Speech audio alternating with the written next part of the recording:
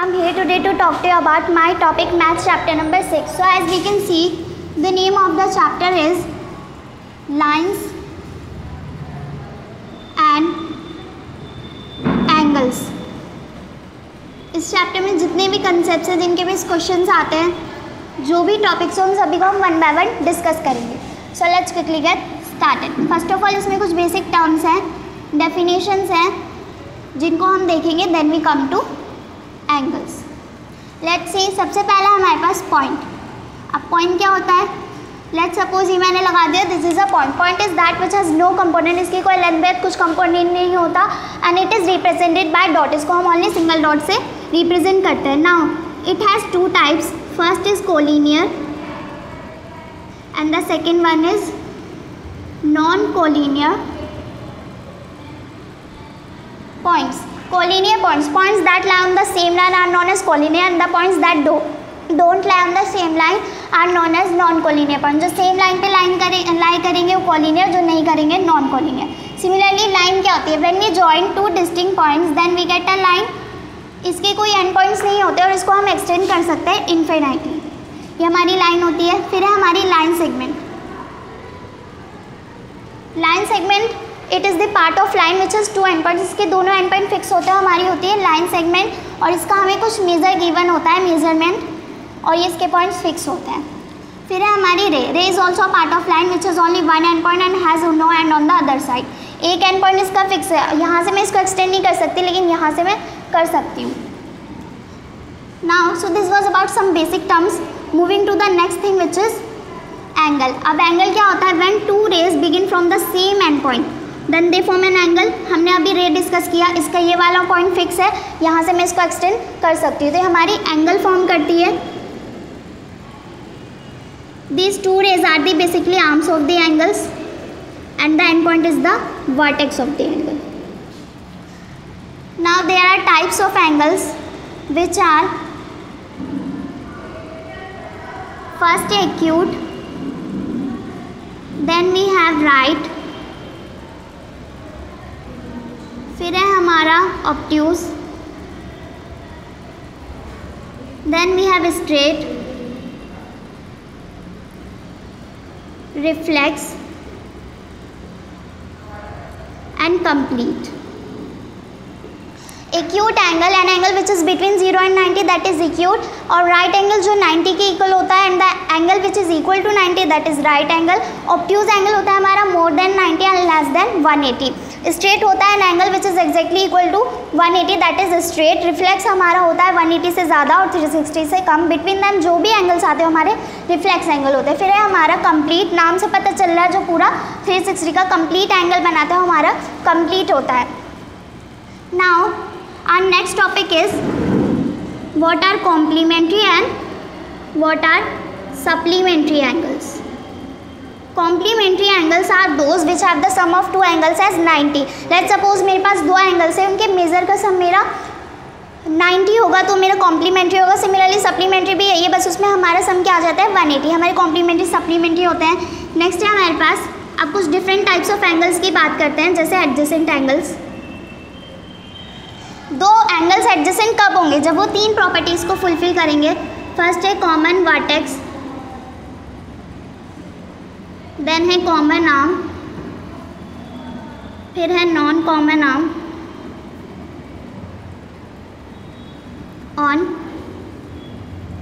Either sides. तो हमारे adjacent angles होंगे. नेक्स्ट है linear pair of angles.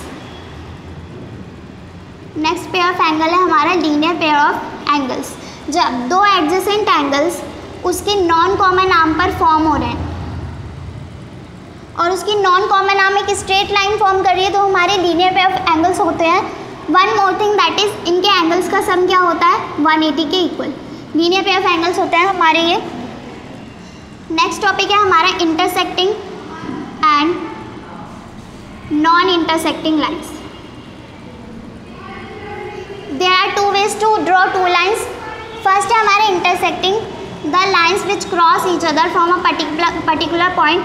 Also we know हमारे क्या होता है? पॉइंट ऑफ इंटरसेक्शन, जहाँ पर ये मीट करती है हमारी लाइन्स. और ये हमारे वर्टिकली अपोजिट एंगल्स भी फॉर्म करते हैं, वर्टिकली अपोजिट एंगल से हमारे फॉर्म करते हैं। अब वर्टिकली अपोजिट एंगल क्या होते हैं? जो हमारे अपोजिट एंगल्स होते हैं हमारे वर्टिकली अपोजिट एंगल्स होते हैं, और ये हमारे एक दूसरे के इक्वल होता है। Angle 1 is equal to angle 2 and angle 3 is equal to angle 4। ये हमारे इंटरसेक्टिंग और वर्टिकली अपोजिट एंगल हो गए। नेक्स्ट है हमारे नॉन इंटरसेक्टिंग लाइन। जो लाइन एक दूसरे को कभी भी मीट नहीं करती, इंटरसेक्ट नहीं करती, चाहे मैं इसको कितना भी एक्सटेंड कर लूँ, ये हमारी नॉन इंटरसेक्टिंग लाइन होती है और इसको हम पैरेलल लाइंस कहते हैं। और इनके बीच का जो डिस्टेंस थ्रू आउट है वो हमेशा सेम रहता है, हमारी पैरेलल लाइंस होती है। नाउ जब एक लाइन इन दो पैरेलल लाइन को इंटरसेक्ट करती है तो उसको हम कहते हैं transversal line. At two different points intersect कर रही है, इस लाइन को हमारी ट्रांसवर्सल लाइन होती है। When we have a transversal तो बहुत सारे एंगल्स फॉर्म होते हैं। यहाँ पे मैं कुछ एंगल्स मार्क कर रही हूँ। अब इनके बीच का क्या रिलेशन है, कौन सा एंगल है, हम ये देखेंगे। फर्स्ट है हमारा ऑल्टरनेट इंटीरियर और एक्सटीरियर। इंटीरियर और एक्सटीरियर हमें पता है, जो एंगल अंदर बन रहे हैं वो इंटीरियर, जो बाहर बन रहे हैं एक्सटीरियर। यहाँ पे ऑल्टरनेट का क्या मतलब है? जो इंटीरियर एंगल हमारी ऑल्टरनेट साइड्स पर बन रहे हैं वो हमारे ऑल्टरनेट इंटीरियर होते हैं। सिमिलरली जो हमारे एक्सटीरियर एंगल ऑल्टरनेट साइड्स पर बन रहे हैं हमारे ऑल्टरनेट एक्सटीरियर एंगल्स होते हैं। जैसे ऑल्टरनेट इंटीरियर एंगल्स हमारे हैं angle 4 is equal to angle 6 and angle 3 is equal to angle 5। ये हो गया इंटीरियर ऑल्टरनेट। एक्सटीरियर आ गया हमारा angle 1 is equal to angle 7 and angle 2 is equal to angle 8। Next है कोरेस्पॉन्डिंग एंगल्स। कोरेस्पॉन्डिंग एंगल्स हमारे होते हैं जो सेम पोजीशन पर बन रहे हैं। जैसे यहाँ पर है angle 1 is equal to angle 5 and angle 4 is equal to angle 8, और angle 2 is equal to angle 6 and angle 3 is equal to angle 7। ये हमारे कोरेस्पॉन्डिंग एंगल है जो सेम पोजीशन पर बन रहे हैं। नेक्स्ट है हमारा co interior angles. Co interior angles are also referred as, इसको हम interior angle on the same side of transversal और कॉन्जिक्यूटिव एंगल्स भी कहते हैं। ये हमारे होते हैं जो अंदर वाले एंगल है और वो सेम साइड पर बन रहे हैं, जैसे एंगल 4 एंड एंगल 5 और एंगल 3 एंड एंगल 6 को इंटीरियर एंगल थे। नाउ जब हमारी ये ट्रांसवर्स है तो पैरेलल लाइंस को इंटरसेक्ट करेगी, दिस इज इंपॉर्टेंट, वो हमारी पैरेलल लाइंस होनी चाहिए। तो each pair of alternate interior और एक्सटीरियर कोरस्पॉन्डिंग एंगल्स आपस में इक्वल होंगे। और ये जो हमारा को इंटीरियर एंगल है ये इक्वल नहीं होता बट ये सप्लीमेंट्री होता है।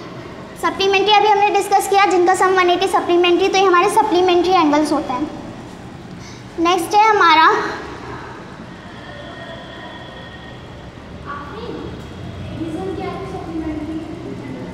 Parallel lines to the same lines. इसका क्या मतलब है? The line which are parallel to the same line are parallel to each other. Let's call this K, L or M. As in figure K is parallel to L and L is parallel to M, so K is also parallel to M. तो ये भी हमारी आपस में parallel होंगी। Next है हमारा angle sum property of a triangle. इसका क्या मतलब है?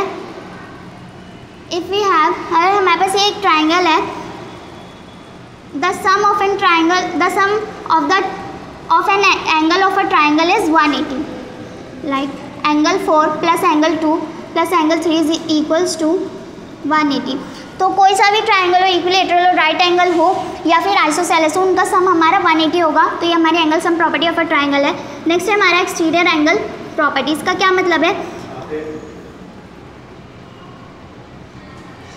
If we have a triangle, हमारे पास एक ट्राइंगल है और उसकी एक साइड को मैं एक्सटेंड करती हूँ, वो कोई सी भी साइड हो सकती है। लेट्स सपोज मैंने ये वाली साइड एक्सटेंड करी, तो ये जो बाहर वाला एंगल बन रहा है ये अंदर वाले दो अपोजिट एंगल्स के इक्वल होगा। ये हमारी exterior angle property of a triangle कहती है। So this was last topic for this chapter. With this we complete the introduction of this chapter.